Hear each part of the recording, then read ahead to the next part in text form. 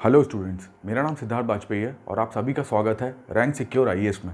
तो हम लोग पढ़ रहे थे ज्योग्राफी क्लास 11th एनसीईआरटी का second chapter interior part of earth. तो जैसा कि पहले पार्ट में हम लोगों ने डिस्कस क्या कर लिया था, जल्दी से उसका एक छोटा सा रिकैप देख लेते हैं क्या क्या हम लोगों ने चीज़ें पढ़ी थी। तो हम लोगों ने पढ़ा था कि जो इंटीरियर पार्ट ऑफ अर्थ है, तो ये सब कैसे अर्थ के अंदर क्या क्या चीज़ें हैं, इनका इन्वेस्टिगेशन करने के लिए हमने क्या मेथड अपनाया था। हमने मेथड अपनाया था, मेरे पास कुछ एविडेंसेस थे। एविडेंसेस का मतलब जो सोर्सेज हैं, या इनको आप एविडेंस कहिए, है ना। तो ये सोर्सेस क्या क्या थे, एक तो डायरेक्ट सोर्सेस थे हमारे पास, और एक कौन से थे, एक हमारे पास इनडायरेक्ट सोर्सेस थे। तो हम लोगों ने सबसे पहले देखा था डायरेक्ट सोर्सेस क्या क्या थे। तो डायरेक्ट सोर्सेस में हमारे पास क्या क्या थे, हमारे पास डायरेक्ट सोर्स था एक रॉक का, जो हम लोग कहाँ से निकालते थे माइनिंग करके। दूसरा हमारे पास डायरेक्ट सोर्स कौन सा था, दूसरा हमारे पास जो डायरेक्ट सोर्स था वो क्या था, ड्रिलिंग करके हम अर्थ के अंदर पहुंचे और हमने देखा कि अंदर के जो भी रॉक्स हैं, अंदर का जो भी मटेरियल है, उसकी क्या केमिकल और फिजिकल प्रॉपर्टीज़ हैं। तीसरा था कि हम लोगों ने क्या देखा था, वॉल्केनिक इरप्शन है। वॉल्केनिक इरप्शन का मतलब है जो हमारा मैग्मा था, हम लोगों ने मैग्मा को रिसर्च करा। मैग्मा पे रिसर्च करके हमने देखा कि ये मैग्मा कैसे अंदर बन रहा है, कैसे अंदर चीज़ें लिक्विड में कन्वर्ट हो रही हैं। और दूसरा, इसमें कौन कौन से मटेरियल हैं जिसके बारे में हम लोग आगे पढ़ेंगे। तो उसके बारे में हमें पता चला कि अच्छा, अर्थ के अंदर ये भी मटेरियल पाया जाता है। तो ये सारे वो एविडेंसेस थे जो डायरेक्टली हमको मिल गए थे। दूसरा हम लोगों ने क्या पढ़ा था कि इनडायरेक्ट एविडेंसेस के बारे में। इनडायरेक्ट एविडेंसेस में सबसे पहले हम लोगों ने क्या पढ़ा था, टेम्परेचर, डेंसिटी और प्रेशर पे जो स्टडी हुई थी। तो इससे ये पता चला था कि जितनी जितनी जितनी हमारी हाइट, यानी कि डेप्थ की बात करें, अगर हाइट की जगह यहाँ पर डेप्थ वर्ड यूज़ करें तो ज़्यादा सही है।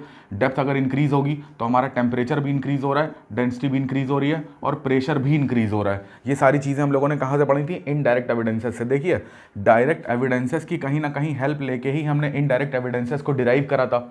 हमने जो भी आज तक फिजिक्स में डिस्कवरी करी है, जो भी अपने कॉन्सेप्ट्स बनाए हैं, जो भी केमिस्ट्री की जो प्रॉपर्टीज़ हैं, उन सब का इस्तेमाल करा। प्लस हमने डायरेक्ट एविडेंसेस के बल पर जो भी चीज़ें निष्कर्ष निकाले, उन सब का इस्तेमाल करते हुए हमने ये सारे तर्क जो थे, ये सारे कंक्लूजन ड्रॉ करे।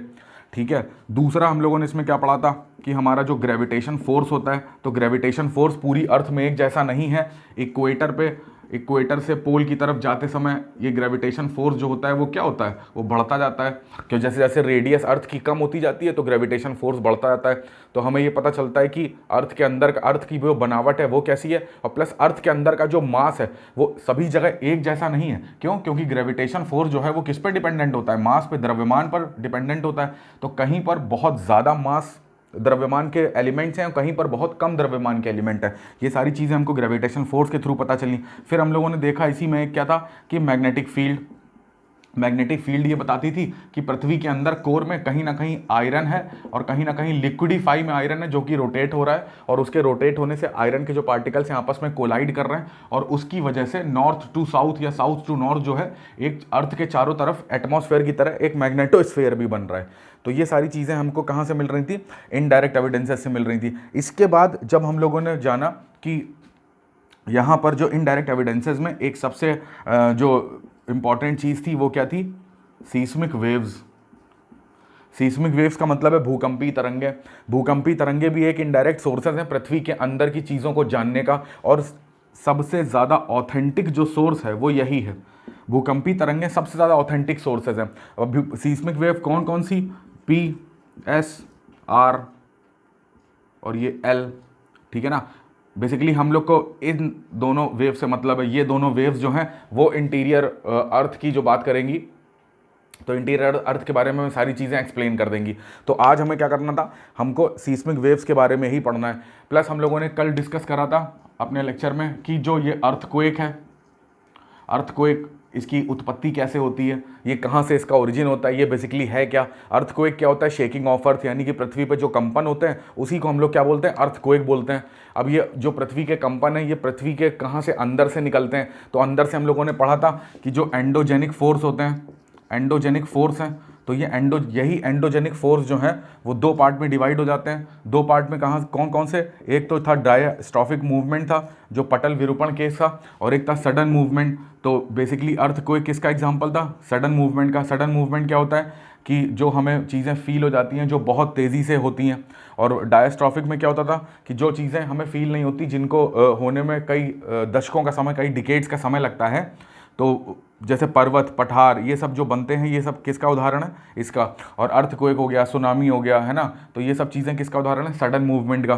तो हमने फिर जाना कि अर्थक्वेक जो है ये क्या करता है, ये अर्थ के अंदर कहीं पर भी जनरेट होता है। अर्थ के अंदर जहाँ ये जनरेट होता है उसको हम लोग क्या बोलते हैं? उसको हम लोग बोलते हैं फोकस। और अर्थ के सरफेस पे जहाँ ये फील होता है, जहाँ पहली बार इसको महसूस किया जाता है, उसको क्या बोलते हैं? उसको बोलते हैं एपीसेंटर। एपीसेंटर बोलते हैं। तो ये जो भूकंप जहाँ से उद्गम हुआ इसका, और वहाँ से लेकर और एपीसेंटर तक की डिस्टेंस जो है वो कैसे ट्रैवल करता है? वो एक वेव फॉर्म में ट्रैवल करता है। वो एक वेव फॉर्म में ट्रैवल करता है, यानी कि वेव फॉर्म में जो ट्रांसफ़र ऑफ एनर्जी है, ट्रांसफ़र ऑफ एनर्जी है, वो किस फॉर्म में होती है? वेव फॉर्म में। किस में? अर्थक्वेक में। Transfer of energy wave form में होती है, किस में होती है? अर्थक्वेक में। तो ये सारी चीज़ें जो हैं वो हमने कल, तो ये सारा था अभी तक का जो हम लोगों ने पढ़ लिया है। अब आज हम लोग देखेंगे कि इसके आगे की चीज़ें, अर्थक्वेक की जो ये अर्थक्वेक वेव्स होती हैं, जिनको भूकंपी तरंग या सीस्मिक वेव्स कहते हैं, ये क्या होती हैं और इनकी क्या प्रॉपर्टीज़ है, और इनके हेल्प से हम लोग इंटीरियर पार्ट ऑफ अर्थ को कैसे इंट्रोड्यूस कर सकते हैं सबके लिए। ठीक है, तो देखो, इसके पहले एक छोटी सी इन्फॉर्मेशन देनी थी कि अगर आप अनअकैडमी प्लस का कोई भी कोर्स लेना चाहते हैं तो आप कौन सा कोड यूज़ करेंगे? Rank 10। Rank 10 referral code use करने से आपको आरती मैम के गाइडेंस के अंडर में आपको अपने एग्जाम की प्रिपरेशन करने का मौका मिलेगा। तो please use this code rank 10। अब देखिए, अनअकैडमी प्लस के भी अपने बहुत सारे फ़ायदे हैं। सबसे बड़ा फ़ायदा इसका ये है कि यहाँ पर आपको बहुत ज़्यादा वेल एजुकेटेड, ट्रेंड और बहुत ही गुणवान शिक्षकों के मार्गदर्शन में पढ़ने का मौका मिलता है। दूसरा, यहाँ का मॉक टेस्ट बेस्ट है, जो कि बिल्कुल हूबहू वैसे ही डिज़ाइन करा था जैसे आप एग्ज़ाम देने जा रहे हैं। और तीसरा, ये बाइलैंग्वेज प्रोग्राम होता है, तो इसमें हिंदी और इंग्लिश दोनों मीडियम के स्टूडेंट्स जो हैं वो इसको चूज़ कर सकते हैं। तो आप अनअकैडमी प्लस के कोर्सेज़ को अवेल करिए, और ये वाला रैंक जो रैंक 10 है, इस रेफरल कोड को आप यूज़ करिए। चलिए देखिए, हम लोग अब लेक्चर को कंटिन्यू करते हैं। तो हम लोग को आज के लेक्चर में पढ़ना है कि सीस्मिक वेव्स क्या होती हैं, या इनकी हिंदी क्या होती है? भूकंपी तरंगे। भूकंपी तरंगे देखिए क्या चीज़ होती है। बेसिकली भूकंपी तरंगे, जैसा कि नाम से ही लग रहा है कि भूकंप तरंग। तो अब देखिए, मैंने आपको कल ही ये चीज़ बता दी थी कि जब भी जो अर्थक्वेक है वो कहीं जहाँ फोकस से जनरेट होता है और वो पृथ्वी तक पहुँचता है, तो इसमें क्या है? इसमें क्या है? एनर्जी है, एनर्जी का ट्रांसफ़र है। और एनर्जी का ट्रांसफ़र दो तरीक़ों से हमने होता है, कल हम लोगों ने डिस्कस करा था। पहला तरीका था कि विद मीडियम, और दूसरा था विदाउट मीडियम। तो विद मीडियम में क्या था कि with the help of particles, है ना, कणों की हेल्प से एक कण दूसरे कण को टच करेगा, दूसरा तीसरे को, तीसरा चौथे को, इस तरीके से। तो इस तरीके से जो होता है, पार्टिकल्स की हेल्प से हम लोग एनर्जी को ट्रांसफ़र करेंगे। इसमें क्या है कि विदाउट मीडियम, यानी कि जो हम लोग पढ़ा था इलेक्ट्रोमैग्नेटिक जो वेव्स होती हैं। और विद मीडियम का सबसे अच्छा एग्जांपल क्या था? जिनको हम बोल रहे थे मैकेनिकल वेव्स, है ना, वेव्स, यानी कि हिंदी क्या होगी इसकी? यांत्रिक तरंगे। यांत्रिक तरंगे किसका एग्जाम्पल है? विद मीडियम का, एनर्जी ट्रांसफ़र का। अब देखिए, इसका अगर एग्जाम्पल की बात करेंगे, एग्जाम्पल की, तो जैसे साउंड वेव है। Sound wave is an example of mechanical wave. ठीक है, तो ये चीज़ याद रखना। और जो सीस्मिक वेव्स की बात करेंगे, तो seismic waves are also a type of mechanical waves. ये चीज़ बहुत इंपॉर्टेंट है, याद रखिएगा। ऐसा आपसे पूछ सकता है कि जो सीस्मिक वेव्स होती हैं, जो भूकंपी तरंगे होती हैं, वो किस टाइप की होती हैं? तो भूकंपी तरंगे जो होती हैं वो यांत्रिक तरंगों की कैटेगरी की होती हैं, क्योंकि इन्हें ट्रैवल करने के लिए मीडियम की या पार्टिकल्स की आवश्यकता होती है। विदाउट एनी मीडियम ये एक पार्ट से दूसरी पार्ट में ट्रैवल नहीं कर सकती। अगर फॉर एग्जांपल कि अर्थ के अंदर यहाँ पर कहीं वैक्यूम जनरेट हो जाए, निर्वात हो जाए, तो जहाँ पर भी फोकस, ये जो फोकल पॉइंट है और एपीसेंटर से अर्थक्वेक नहीं पहुँच पाएगा, है ना, तो यहाँ की एनर्जी यहीं पर कहीं पे रह जाएगी, आगे नहीं पहुँच पाएगी। या तो वो मास में कन्वर्ट हो जाएगी, या कुछ और अनोखा कार्यक्रम हो जाएगा यहाँ पर, ठीक है ना। तो खैर, तो ये बात कर रहे हैं कि सीस्मिक वेव्स किस टाइप की वेव्स होती हैं? मैकेनिकल वेव्स होती हैं। बहुत इंपॉर्टेंट है, इस चीज़ को याद रखिएगा, या फिर ऐसे फ्लो चार्ट बना के लिख लीजिए इसको।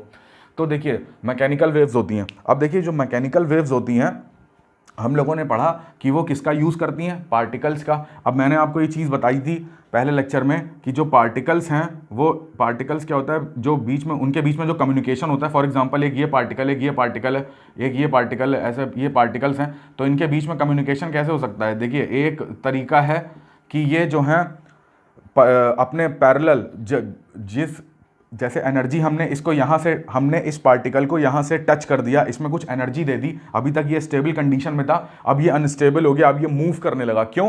क्योंकि देखिए जब भी हम इसको कोई एनर्जी देते हैं या हमने इसका टेम्परेचर इंक्रीज करा, ध्यान से सुनिएगा इस बात को, कभी भी कोई पार्टिकल जैसा स्टेबल कंडीशन में है तो या तो हम उसको मूव करा दें या तो हम उसको फोर्स करें, फोर्स करके किसी भी तरीके से प्रेशराइज करके उसमें एनर्जी डेवलप कर दें, या फिर हम उसका टेम्परेचर बढ़ा दें। तो टेम्परेचर बढ़ाने से क्या होगा कि ये चीज़ें एक्सपेंड करेंगी।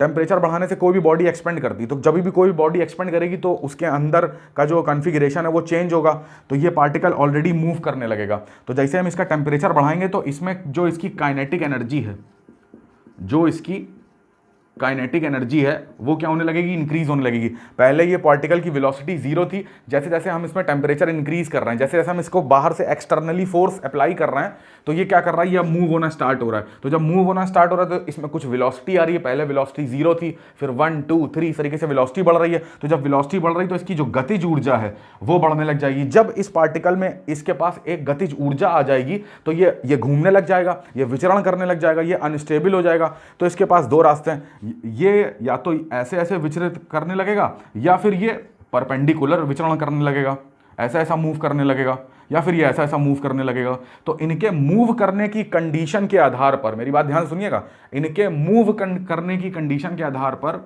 जो मूविंग डायरेक्शन है, जो इनके मूव करने की दिशा है, तो बेस्ड ऑन मूविंग डायरेक्शन इसको दो पार्ट में डिवाइड कर दिया जाता है। किसको? मैकेनिकल वेव्स को।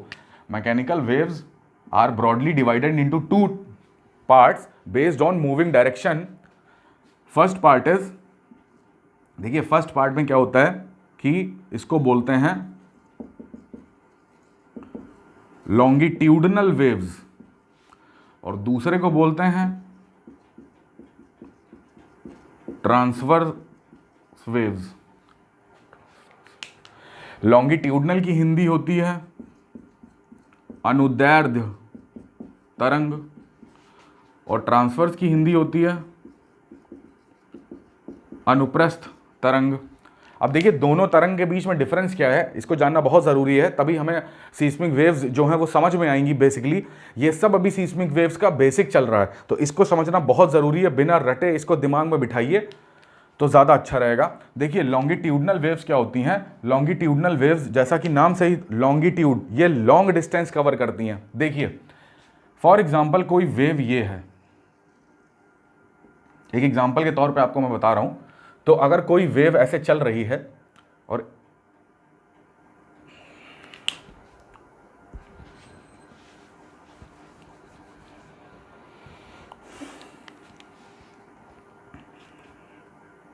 देखिए कोई वेव ऐसे मूव कर रही है, ये एक तरंग है, वो इस तरीके से विचरण कर रही है। तो लॉन्गिट्यूडनल वेव्स ये कब होगी, ये कब लॉन्गिट्यूडनल वेव होगी? पहली चीज़ तो ये मैकेनिकल वेव होनी चाहिए। दूसरी चीज़ ये लॉन्गिट्यूडनल कब होगी वो देखिए, ये अपने आसपास के जो पार्टिकल हैं, फॉर एग्जांपल ये मैं ऐसे ही फिगर बना रहा हूँ, इसका पैटर्न कोई निश्चित नहीं है, तो इसको मत समझिएगा कोई निश्चित पैटर्न है। जब इसके जो पार्टिकल्स हैं वो इस वेव की दिशा के, वो इस तरंग की दिशा देखिए किस तरीके से, अगर इसको एक्स वाई एक्सिस में देखा जाए, ये एक्स एक्सिस है, ये वाई एक्सिस है, तो एक्स एक्सिस में देखिए तो ये एक्स एक्सिस की दिशा में मूव कर रही है। तो ये एक्स एक्सिस की दिशा में जब मूव कर रही है तो इसके जो पार्टिकल्स हैं वो इस तरंग की दिशा के समानांतर चलते हैं। तो देखिए ये पार्टिकल जो है, ये पार्टिकल का नाम है ए, इस पार्टिकल का नाम है बी, इस पार्टिकल का नाम सी। तो जो ए पार्टिकल है वो इसी तरंग की दिशा के पैरेलल यानी समांतर चलेगा। तरंग ये जा रही है, पार्टिकल भी ऐसे ऐसे कंपन कर रहे हैं, पार्टिकल भी ऐसे ऐसे कंपन कर रहा है, ये कर रहा है, ये कर रहा है, ये कर रहा है, ये कर रहा है। तो पहले एक बार इधर जा रहा है, फिर वापस आ रहा है, फिर जा रहा है, फिर वापस आ रहा है। हमने बोला था ना आपसे कि यार यहाँ पे देखिए पार्टिकल जो है वो मूविंग कंडीशन में आ जाएंगे क्योंकि इसकी काइनेटिक एनर्जी बढ़ जाएगी, क्योंकि यहाँ पर एक तरंग ऐसे गुजर गई है। जो जब तरंग गुजरेगी यानी कि कोई एनर्जी गुजरेगी तो एनर्जी क्या करेगी, अपने पाथ में पड़ने वाले, अपने मार्ग में पड़ने वाले पार्टिकल्स के अंदर जो है वो फोर्स लगाती हुई निकलेगी, तो जिससे कि वो जो है वो अनस्टेबल हो जाएंगे और मूव करने लगेंगे। तो मैं आपको ये बताने की कोशिश कर रहा हूं कि जब यहां से ये तरंग निकलेगी, अगर ये अनुदैर्ध्य तरंग है तो ये क्या करेगी, अपने निकटतम वाले कणों को कंपित कर देगी। उसमें क्या हो जाएगा, उसमें मोशन आ जाएगा, और मोशन कैसा होगा, वो इसी तरंग के पैरेलल में मोशन करने लगेंगे। जैसे ये कोई कण है, ये कण है z, तो z का मोशन कैसे होगा, एक बार ऐसे आगे जाएगा, फिर ये पीछे आएगा, फिर ये आगे जाएगा, फिर ये पीछे आएगा, फिर ये आगे जाएगा, फिर ये पीछे आएगा। तो सोचिए कण का मतलब क्या होता है, कणों से मिलकर कोई ऑब्जेक्ट बनता है। फॉर एग्जांपल ये मार्कर, इसके अंदर बहुत सारे मॉलिक्यूल्स होंगे, ठीक है ना। तो कण जो है वो किसी बड़ी बॉडी का निर्माण करते हैं। तो जब अगर कण जो है वो मूव करने लगेंगे तो बॉडी जो जिनसे मिलकर उन कणों ने जिस बॉडी को बनाया है, तो वो बॉडी भी मूव करने लगेगी। तो अब देखिए, जब कणों के मूविंग का जो डायरेक्शन है, पार्टिकल्स का मूविंग का डायरेक्शन, वो इस तरीके से है, हॉरिजॉन्टल है और वेव के पैरेलल है। अगर इस तरीके का डायरेक्शन है तो ये क्या हो रहा है, या तो ये एक्सपेंड हो रहा है, फिर ये कंप्रेस हो रहा है, फिर ये एक्सपेंड हो रहा है, फिर ये कंप्रेस हो रहा है। तो अगर मैं बात करूं अर्थ की, तो अर्थ में क्या होता है, चट्टानों में होंगे पार्टिकल्स। अगर तरंग जो है वो उस चट्टान में से गुजरी है, अगर वो अनुदैर्ध्य तरंग है, तो वो क्या करेगी, उस चट्टानों के पार्टिकल्स को या वो मूविंग कर देगी। मूविंग किस डायरेक्शन में, पैरेलल, अपने समांतर। तो या तो उस चट्टान के कण दूर जाएंगे या उस चट्टान के कण पास आएंगे, या तो दूर जाएंगे या पास आएंगे। तो अगर ऐसी सिचुएशन होती है, अगर कण दूर जाते हैं, पास आते हैं, दूर जाते हैं, तो वो होती है अनुदैर्ध्य तरंग। अनुदैर्ध्य तरंग का मतलब होता है कि इसके जो कण हैं वो कैसे चलते हैं, पैरेलल चलते हैं। पैरेलल चलते हैं किसके, तरंग की दिशा के। कणों का जो कंपन है, ऑसिलेशन ऑफ पार्टिकल्स, वो उनकी जो दिशा होती है वो क्या होती है, तरंग की दिशा के पैरेलल चलते हैं। तो पैरेलल चलते हैं तो यहां पर दो चीजें ये करेंगे, या तो कंप्रेशन होगा या तो रेयर फ्रैक्शन होगा। कंप्रेशन का मतलब है या तो उसमें संपीड़न होगा, या तो वो बहुत पास आ जाएंगे, या फिर वो क्या हो जाएंगे, वो फैलेंगे। तो या तो उसमें फैलाव होगा, तो कोई भी चट्टान है, फॉर एग्जांपल ये चट्टान है, इसमें से कोई ऐसा यांत्रिक तरंग निकली है, यांत्रिक तरंग, और किस टाइप की, अनुदैर्ध्य तरंग। तो इसके अंदर के जो पार्टिकल्स हैं, तो या तो चट्टान फैलेगी या पास आ जाएगी, फैलेगी या पास आ जाएगी। तो चट्टान के टूटने के चांसेस बहुत ज़्यादा बढ़ जाते हैं। तो याद रखिएगा, अनुदैर्ध्य तरंग की जो कंडीशन होती है, तो वो या तो चट्टान को फैला देती है, तो फैलेगी तो बीच में टूट जाएगी, या ऐसे कर देगी तो बीच में चट्टान उठ जाएगी, या तो चट्टान उठ जाएगी या चट्टान जो है वो ब्रेक हो जाएगी दो पार्ट में, है ना। तो ये किसका काम होता है, ये काम होता है अनुदैर्ध्य तरंग का। उसको ध्यान से समझिएगा, मैं बार बार आपको बता रहा हूं कि अनुदैर्ध्य तरंग जो होती है, उसके पार्टिकल्स तरंग की दिशा के समानांतर मूव करते हैं। समानांतर मूव करने का मतलब है यूं यूं मूव करेंगे, तो या तो उसमें संपीड़न होगा, पास आ जाएंगे, या वो उसमें रिफ्रैक्शन होगा, यानी फैलाव हो जाएगा, एक्सपेंड हो जाएंगे, ठीक है। तो इस कारण अब देखो, अब अगर ये तरंग जो है वो पृथ्वी पे, अगर ये भूकंपी तरंग है, ठीक है ना, भूकंपी तरंग मैंने आपसे क्या बोला, यही मैकेनिकल वेव्स, और मैकेनिकल वेव्स भी दो टाइप की। तो अगर लॉन्गिट्यूडनल वेव्स क्या है, एक ना एक भूकंपी तरंग ऐसी होगी जो इस तरीके से मूव करती होगी, उसके बारे में हम लोग चर्चा करेंगे बाद में, ठीक है। तो अगर कोई भी भूकंपी तरंग इस तरीके का व्यवहार करती है, तो आपको समझ जाना चाहिए कि या तो वो ऐसे चट्टानों के बीच में दरार डाल देगी, या वो चट्टानों को बीच से ऐसे उठा देगी, ठीक है ना। तो ये जो आपको ऐसी अगर नुकसान कोई करता है, तो वो इस टाइप की तरंग करती है, जिसको अनुदैर्ध्य तरंग बोलते हैं। ऐसी मैकेनिकल वेव जो लॉन्गिट्यूडनल है और वो सीस्मिक है, तो वो ऐसा जो है भूपर पट्टी पे ऐसा नुकसान करेगी।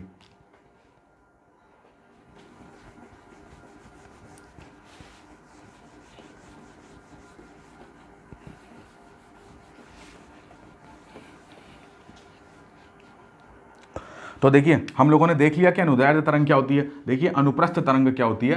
अनुप्रस्थ तरंग मैं पढ़ा रहा हूं, तो अनुप्रस्थ यहाँ पे नंबर लिख दे रहा हूँ 2, यहाँ पे है 1।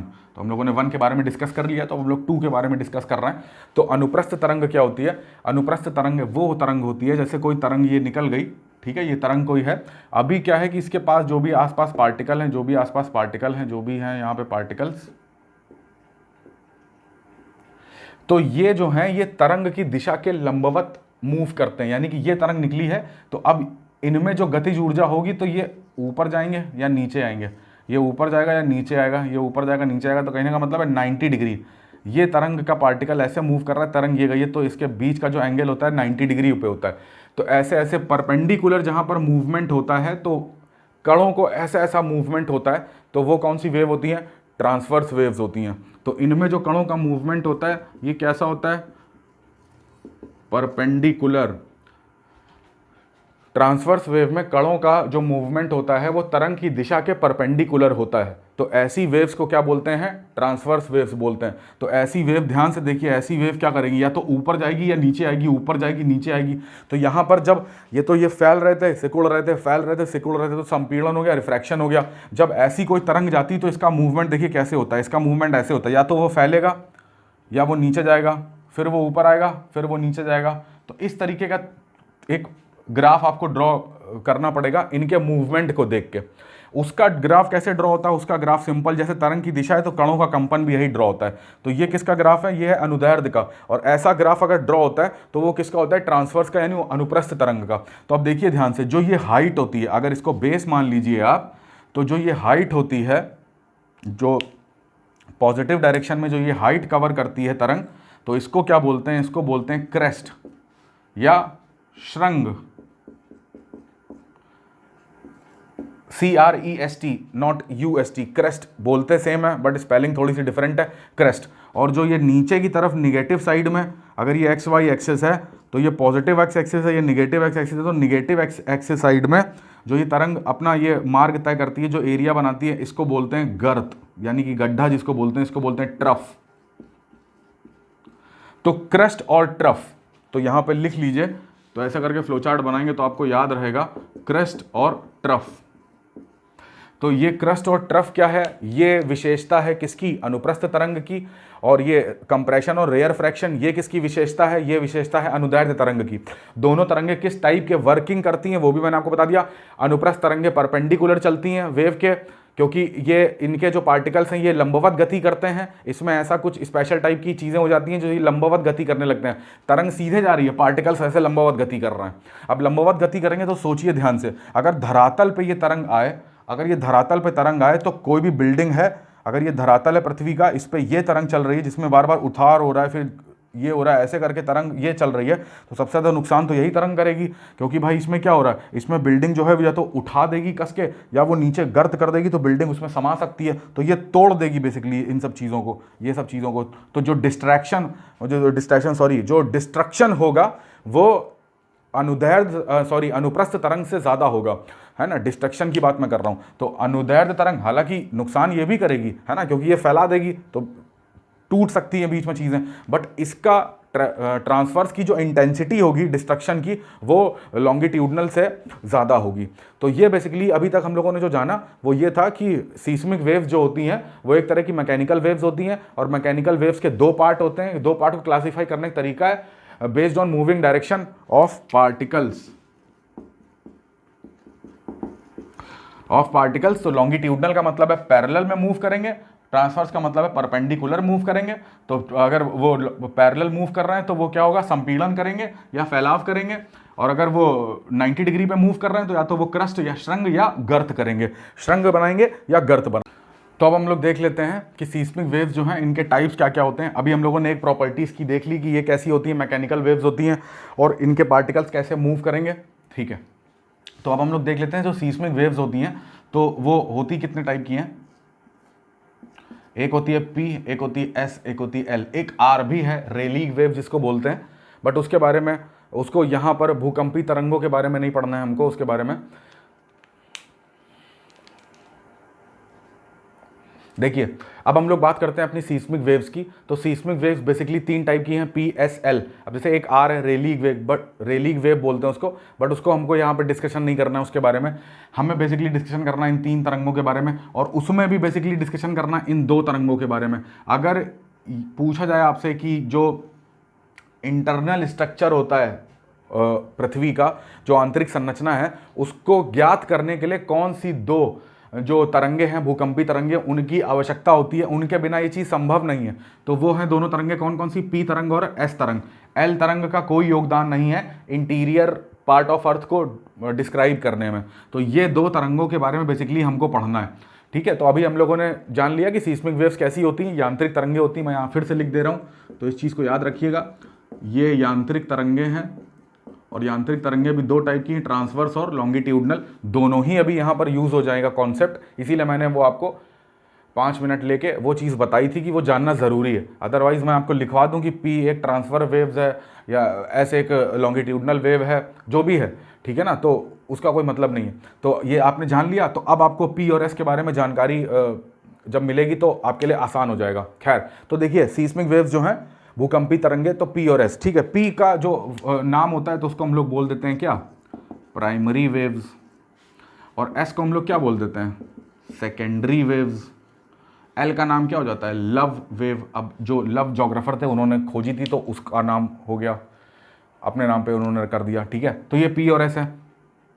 अब जो पी और एस हैं, इन्हीं दोनों को, यानी कि प्राइमरी और सेकेंडरी जो वेव्स हैं, इनको हम लोग बोलते हैं कि ये कैसी वेव्स हैं, ये बॉडी वेव्स हैं। बॉडी वेव्स का मतलब क्या होता है, भूगर्भिक तरंगे हैं। ये जो एनसीईआरटी में वर्ड यूज हुआ है, भूगर्भिक तरंगे, बॉडी वेव्स हैं। और एल जो वेव है, इसको बोलते हैं, ये कैसी वेव है, ये एक सरफेस वेव है, यानी कि धरातलीय तरंग है। धरातलीय तरंग है कौन सी, एल वेव, नाम से ही समझिएगा, ठीक है। देखो पी और एस जो हैं वो बॉडी वेव्स हैं। बॉडी वेव्स का मतलब है भूगर्भिक। भूगर्भिक का मतलब होता है अर्थ के अंदर।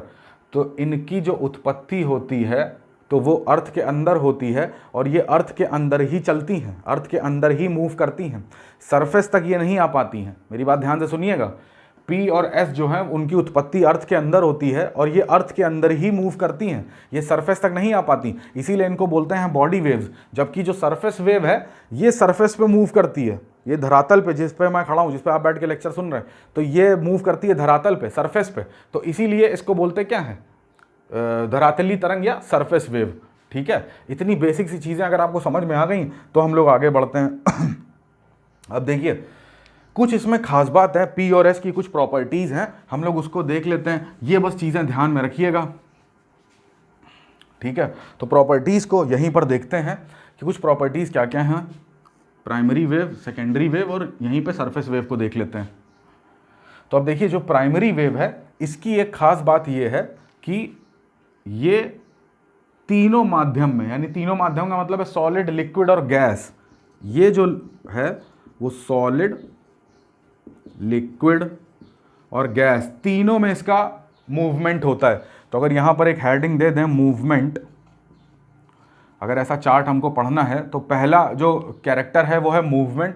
तो प्राइमरी का मूवमेंट कैरेक्टर क्या है, वो सॉलिड, लिक्विड और गैस, तीनों में ही ये जो प्राइमरी वेव है ये मूव करती है।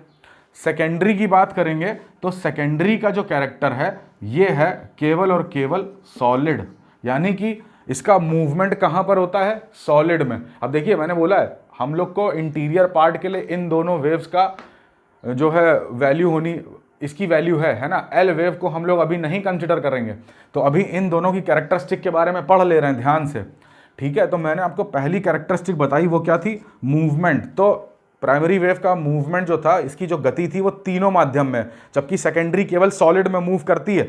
सेकेंडरी लिक्विड में या गैस में मूव नहीं कर पाएगी, तो लिक्विड मीडियम कहीं पर भी आएगा। सोचिए सेकेंडरी वेव चल के आ रही है, ठीक है, तो जहां वो चल के आ रही है ना, तो इससे हम तुरंत अंदाजा लगा लेंगे कि यहां तो पक्का सॉलिड है। अब वो आते आते हमने देखा कि कुछ टाइम के बाद ऐसा 1 किलोमीटर चली और फिर उसके बाद एकदम से ब्लैंक है, वहां पर कोई एस वेव नहीं है। तो अब हम तुरंत समझ जाएंगे कि यहां पर इस 1 किलोमीटर के बाद का जो रीजन था वो सॉलिड नहीं रहा, अब वो क्या हो गया, लिक्विड हो गया होगा। हम ये एजम्पशन कर रहे हैं, ठीक है। क्यों, क्योंकि एस वेव का बिहेवियर चेंज हो गया। बिहेवियर चेंज होने का मतलब एस वेव पूरी तरीके से गायब हो चुकी वहां पर। तो जब गायब हो गई है तो हमें ये बता देती है कि भैया मैं केवल सॉलिड में चलूंगी, जैसे ही लिक्विड आएगा मैं गायब हो जाऊंगी, या फिर मैं जैसे ही गायब हो जाऊंगी तो आप समझ जाएंगे कि वहां पर कौन सा मैटर आ चुका है, वहां पर आ चुका है लिक्विड। तो पहली प्रॉपर्टी का मतलब ये था। अगर बात करें इसकी स्पीड की, दूसरा कैरेक्टरिस्टिक है स्पीड। तो देखिए अगर हम केवल पी वेव की बात करें तो पी वेव की स्पीड की खास बात यह होती है कि पी वेव की स्पीड सबसे ज़्यादा होती है सॉलिड में, फिर होती है लिक्विड में, और फिर होती है गैस में। तो इस प्रॉपर्टी को, बहुत इंपॉर्टेंट प्रॉपर्टी, इसको याद रखिए, बहुत यूज होने वाला है इसका। तो प्राइमरी की जो स्पीड है वो स्पीड जो है वो इस तरीके से चलेगी कि सबसे ज़्यादा, अगर प्राइमरी वेव खूब स्पीड से चल रही है, ठीक है, तो आप समझ जाइएगा आप बाहर बैठे बैठे पृथ्वी के अंदर जाए बिना आप समझ जाएंगे कि यहाँ पर जो है, यहाँ पर प्योर सॉलिड मटेरियल होगा, और फिर जैसे ही उसकी स्पीड थोड़ी सी लो होगी तो वहाँ पर क्या हो गया, लिक्विड हो गया, और फिर बहुत ही लो हो गई तो वहाँ पर कुछ गैस टाइप के एलिमेंट्स हैं। ठीक है, ये तो प्राइमरी वेव की वेलोसिटी, प्राइमरी वेव की प्रॉपर्टी हो गई। जब हम लोग सेकेंडरी वेव एस वेव की बात करते हैं तो यहाँ पर मैं लिख दे रहा हूँ कि एस वेव की जो वेलोसिटी है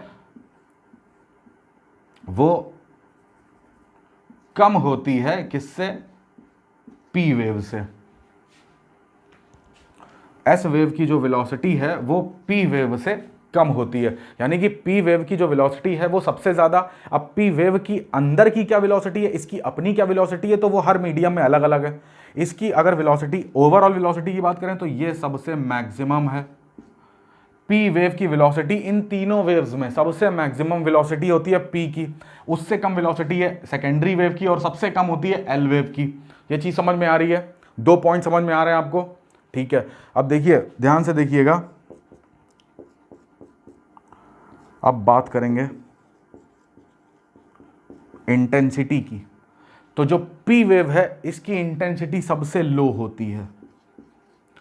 पी वेव की इंटेंसिटी का मतलब देखिए क्या होता है, इंटेंसिटी का मतलब होता है कि कितना फोर्स, कितनी एनर्जी से उस पर्टिकुलर एरिया पे हमने वो एनर्जी अप्लाई करी है। ठीक है, जैसे एक एग्जांपल बता रहा हूँ मैं आपको कि जैसे एक बाइक है, ठीक है ना, तो बाइक अगर आप 100 किलोमीटर पर आवर से भी चला रहे हैं और एक दीवार है, उस दीवार पे लाके आपने बाइक का जो है कोलाइड करा दी, स्ट्राइक करा दिया, तो कुछ इम्पैक्ट पड़ा, कुछ डिस्ट्रक्शन होगा, दीवार टूटेगी, बाइक का नुकसान होगा। ठीक है, अब वहीं पे देखिए बाइक की जो रफ्तार थी वो कितनी थी, 100 kmph। ठीक है, और बाइक का फॉर एग्जांपल बाइक का वजन था आपका 150 kg। तो इस पूरे आंकड़े को अगर मिला दें तो इससे एक दीवार पर एक इम्पैक्ट पड़ेगा, दीवार जो है वो टूट जाएगी। अब मैं बाइक की जगह आपसे बोल रहा हूं आप ले आओ एक ट्रक, ठीक है, और ट्रक की स्पीड जो है वो केवल 60 kmph कर दो, केवल 60 किलोमीटर पर आवर, और बट ट्रक का वजन कितना होगा, 1500 kg। अब इसको लाके सेम दीवार पे स्ट्राइक कर दो, और जब स्ट्राइक करोगे तो देखोगे भले ही इसकी वेलोसिटी कम है बट इसका मास इतना ज़्यादा था कि इंटेंसिटी पे जो फर्क पड़ेगा वो इस इंटेंसिटी, इस फर्क से बहुत ज़्यादा होगा। तो इस चीज़ को बोलते हैं इंटेंसिटी, कि उसी एरिया में कितनी एनर्जी हमने अप्लाई करी और उससे क्या नुकसान हुआ या क्या डिस्ट्रक्शन हुआ, क्या फ़र्क पड़ा, तो इसको बोलते हैं इंटेंसिटी। तो पी वेव जो है, पी वेव इस वाइट बोर्ड में मैं इंसर्ट कराऊँ, स्ट्राइक कराऊँ तो उससे इफेक्ट पड़ेगा। एस वेव को वहीं स्ट्राइक कराऊंगा तो इससे भी एक इफेक्ट पड़ेगा। जो एस वेव की इंटेंसिटी होती है वो पी वेव से ज़्यादा होती है, और एल वेव की इंटेंसिटी सबसे मैक्सिमम होती है। एल वेव की जो इंटेंसिटी है, मैक्सिमम इंटेंसिटी, वो सबसे ज़्यादा होती है। ये चीज़ ध्यान रखिएगा। तो ये जो 3 प्रॉपर्टीज मैंने आपको बताई हैं ये ध्यान रखिए। ठीक है, चौथा, जो ये प्राइमरी सेकेंडरी और ये वेव्स हैं तो इनका जो स्ट्रक्चर है, बेसिकली ये तीनों ही वेव कैसी हैं, यांत्रिक तरंगें, मैकेनिकल वेव्स हैं। तो जो पी वेव है इसको हम लोग बोलते हैं कि ये कैसी है, ये जो है लॉन्गिट्यूडनल है। लॉन्गिट्यूडनल का मतलब है क्या हुआ, कैसी है वेव, ये समानांतर मूव करेंगे। समानांतर का मतलब ये हुआ अनुदैर्ध्य। अब पी वेव को मैंने आपको बोल दिया कि पी वेव जो है वो कैसी है, लॉन्गिट्यूडनल है। तो लॉन्गिट्यूडनल का मतलब है कि अगर पी वेव चलेगी तो इसकी खास बात यह है कि आसपास के पार्टिकल हैं यूं मूव नहीं करेंगे, यूं मूव करेंगे। तो पी वेव की जो खास बात है वो कैसी है, वो है लॉन्गिट्यूडनल। Most important characteristic. ठीक है, तो पी वेव की जो स्ट्रक्चर है वो कैसा है, वो किस टाइप की वेव है, यहां बेसिकली लिख देंगे टाइप। तो वो किस टाइप की वेव है, वो है लॉन्गिट्यूडनल वेव। अगर एस टाइप की बात करेंगे तो वो वेव कैसी है, ट्रांसवर्स वेव्स है, यानी कि ये कौन सी है, अनुप्रस्थ, और इसके जो पार्टिकल्स हैं वो कैसे मूव करेंगे, लंबवत। ठीक है, लंबवत या परपेंडिकुलर मूव करेंगे। तो अगर एस वेव निकलेगी तो पार्टिकल्स जो हैं वो ऊपर जाएंगे, फिर नीचे आएंगे, फिर ऊपर जाएंगे, फिर नीचे आएंगे, तो श्रृंग और गर्त का निर्माण होगा, क्रेस्ट एंड ट्रफ का फॉर्मेशन होगा यहाँ पर। तो ये मोस्ट इंपॉर्टेंट कैरेक्टरिस्टिक है कि एस जो है वो ट्रांसवर्स है। अब मैंने आपको बताया था कि जो ट्रांसवर्स होते हैं ये ज़्यादा नुकसान पहुँचाते हैं, ये ज़्यादा घातक किरणें होती हैं, ठीक है, तरंगे होती हैं। तो अब ऐसे ही आपको पता चल रहा है, मैंने इसीलिए बोला था कि ये लो इंटेंसिटी है, ये इससे ज़्यादा इंटेंसिटी की है। जो एल वेव होती हैं उनका अगर स्ट्रक्चर, उनके टाइप की बात करें तो वो लॉन्गिट्यूडनल भी होती हैं प्लस ट्रांसवर्स भी होती हैं, यानी कि इसके कण जो हैं वो मतलब इसकी तरंग के समानांतर भी मूव करते हैं और पैरेलल भी मूव करते हैं। तो सबसे मैक्सिमम इंटेंसिटी होती है इनकी, सबसे ज़्यादा डिस्ट्रक्शन, नुकसान धरातल को यही पहुंचाएंगे। अगर एल वेव से भूकंप आएगा, भूकंप बेसिकली इसी से आएगा, तो इसीलिए इतना ज़्यादा नुकसान होता है। तो चट्टानें या तो ब्रिज से ब्रेक भी हो सकती हैं, उछल भी सकती हैं, अंदर भी घुस सकती हैं, तो भूकंप में कुछ भी हो सकता है। तो वो किसके कारण से होता है? एल वेव के कारण होता है, ठीक है। एल वेव बेसिकली भूकंप जो है वो उसको धरातल पे फील कराती है, जबकि पी और एस जो है ये हमें इंटरनल पार्ट का स्ट्रक्चर समझाती हैं, अर्थ का कैसा है। तो बेसिकली ये जो प्रॉपर्टीज़ हैं आपको ये समझ में आ रही होंगी, और ये सब प्रॉपर्टीज़ जो हैं आपको दिमाग में रखनी है जब हम लोग इस सब चीज़ों के बारे में पढ़ेंगे आगे, ठीक है। तो इतनी सारी चीज़ें जो हैं वो समझ लीजिए, कहीं पर भी इसका स्क्रीनशॉट ले लीजिए और इसको अपनी कॉपी में ज़रूर नोट करिए, ठीक है। तो आई होप आपको ये सब चीज़ें समझ में आ गई होंगी कि किस तरीके से हैं। एक बार मैं फिर से आपको समराइज़ कर देता हूँ कि भाई जो प्राइमरी वेव है, सेकेंडरी वेव है और ये लव वेव है। प्राइमरी सेकेंडरी को मिला के बोलते हैं क्या? ये दोनों बॉडी वेव्स हैं। इसको बोलते हैं सरफेस वेव, यानी कि धरातली तरंग है। प्राइमरी वेव्स की प्रॉपर्टी कुछ होती है कि इसकी स्पीड सबसे ज़्यादा किस में मूव होती है? सॉलिड में, फिर लिक्विड में, फिर गैस में। सेकेंडरी वेव जो होती है ये केवल और केवल सॉलिड में चलती है, लिक्विड में नहीं चलती है, ठीक है। दूसरा था स्पीड। स्पीड की बात करें तो प्राइमरी वेव की जो स्पीड होती है, अगर ये बात करें तो उसकी सबसे ज़्यादा सॉलिड में, लिक्विड में, गैस में। और ये क्या है?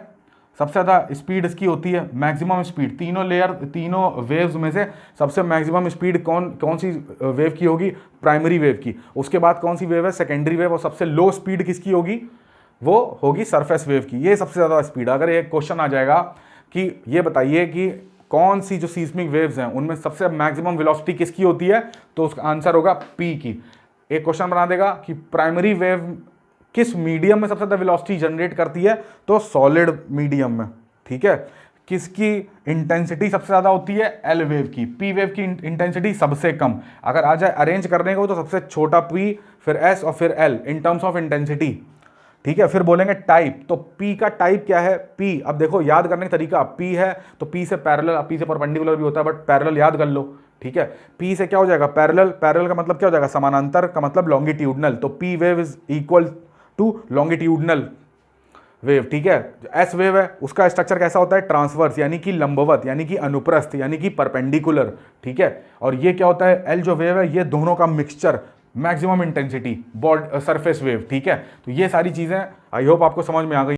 चलिए देखिए, अभी हम लोगों ने पढ़ लिया कि सीस्मिक वेव्स जो होती हैं पी और एस और एल, इनकी कैरेक्टरिस्टिक क्या क्या होती हैं। अब देखिए ध्यान से, इसके बाद हम लोग कुछ वेव्स की कॉन्सेप्ट पढ़ लेते हैं, उसके बाद हम लोग पी और एस का एक्सपेरिमेंट कर देंगे पृथ्वी के अंदर। अब देखिए, तो सबसे इंपॉर्टेंट बात, ठीक है, सबसे इंपॉर्टेंट, मोस्ट इंपॉर्टेंट बात है, मोस्ट इंपॉर्टेंट, डबल हैश बना दें, डबल। अब देखो ध्यान से, सबसे इंपॉर्टेंट बात आपको ये याद रखनी है इसमें कि जो तरंग होती हैं तो उनकी जो गति होती है, यानी कि बात करें कि तरंग की गति की, यानी कि वेलोसिटी ऑफ वेव, ये डायरेक्टली प्रोपोर्शनल होती हैं किस चीज़ के? ये डायरेक्टली प्रोपोर्शनल होती हैं घनत्व के, डेंसिटी के। अगर कोई एक बॉडी है, इसके जो कण हैं, ये इसमें पार्टिकल्स हैं, ठीक है। एक ये बॉडी है,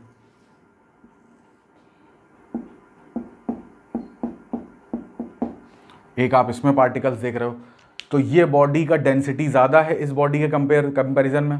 तो आप ध्यान से देखो, इसमें कोई भी वेव एंटर करेगी, कोई भी वेव एंटर करेगी, तो जैसे ही इसमें एंटर करेगी इसकी वेलोसिटी हो, फॉर एग्जांपल की है v1, और वही वेव इसमें एंटर कर रही है, तो इसमें वेव की वेलोसिटी है मान लो v2, तो v1 is greater than v2, v1 is greater than v2।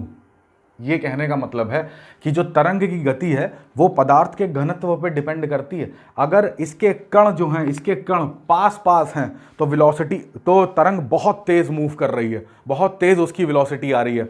और यही तरंग अगर पार्टिकल दूर दूर है तो वो बहुत स्लो मूव कर रही है, बहुत स्लो मूव कर रही है।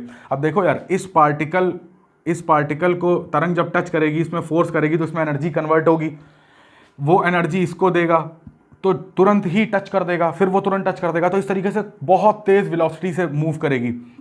इसमें क्या है, इसमें यहां से एक पार्टिकल तो इतनी दूरी पर है, इतना डिस्टेंस ट्रैवल करना पड़ रहा है इसको यहां पे आने पे, तो कुछ ना कुछ एनर्जी लॉस भी तो होगा।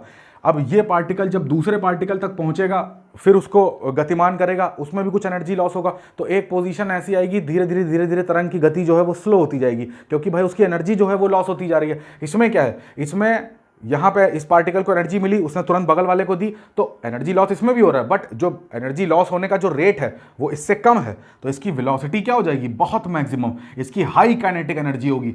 तो कभी भी अब देखा जाएगा कि अगर तरंग जो है वो फुल फ्लेज्ड मूव कर रही है, एकदम बहुत स्पीड से मूव कर रही है, तो इसका मतलब है कि डेंसिटी बहुत हाई है। सॉलिड अब जैसे ही उधर से आ रही थी 120 किलोमीटर पर आवर से, एकदम से उसकी वेलोसिटी क्या हुई, 120 से 100 हो गई, फिर 80 हो गई, फिर 60 हो गई। तो देखा तो तुरंत बाहर से ये अनुमान लगाया जा रहा है कि पक्का पहले का जो मैटर था वो डेंस था, अब जो मैटर है वो इतना डेंस नहीं, उसकी डेंसिटी कम है। तो हो पहला अगर सॉलिड हो सकता है तो दूसरा लिक्विड या गैस कुछ भी हो सकता है। तो ये ऐसे एजम्पशन लगाए जा रहे हैं, ठीक है। तो ये आपको जो रूल है वो याद करना है कि जो तरंग की गति होती है वो डेंसिटी पे डिपेंड करती है। वेलोसिटी अगर तेज है तो इसका सीधा सा मतलब ये है कि जो कण हैं, जो पार्टिकल्स हैं, वो कैसे हैं, वो पास पास हैं।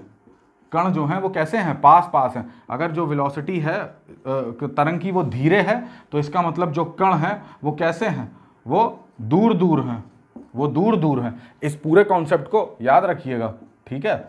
चूंकि तरंग की जो गति है वो डेंसिटी के डायरेक्टली प्रोपोर्शनल होती है, तो इसका मतलब क्या हुआ, इसलिए अगर तेज वेलोसिटी है तो कण पास पास होंगे, और अगर कण दूर दूर हुए तो वेलोसिटी ऑटोमेटिकली क्या हो जाएगी, धीरे हो जाएगी। तो दोनों डायरेक्शन से जो है इस चीज़ को समझा जा सकता है, ठीक है। तो ये बहुत ही इंपॉर्टेंट कॉन्सेप्ट है, इसको ध्यान रखिएगा। और इसी की हेल्प से अभी हम लोग पृथ्वी की आंतरिक संरचना का अध्ययन करेंगे, ठीक है। अगर ये चीज़ें आपको समझ में आ रही हैं तो अब यहाँ पर एक और इम्पॉर्टेंट चीज़ ये है कि दूसरी इम्पॉर्टेंट चीज़ क्या है, इसीलिए मुझे ये एक सेपरेट पढ़ाना ही पड़ रहा है। दूसरा मोस्ट इंपॉर्टेंट पॉइंट ये है कि जो तरंग का मार्ग है, जो वेव है वो चल रही है, एकदम सीधे चल रही है। ये तरंग के मार्ग की बात कर रहा हूं, तरंग का मार्ग जो पाथ है, पाथ ऑफ वेव, ये किस चीज पे डिपेंड करता है, this depends on internal configuration of substance, यानी कि आंतरिक संगठन किसका, पदार्थ का, इस पे डिपेंड करता है। मतलब समझ लेना, पदार्थ का आंतरिक संगठन, ठीक है। तो तरंग का जो मार्ग है वो किस पे डिपेंड करेगा, इंटरनल कॉन्फ़िगरेशन ऑफ सब्सटेंस पे।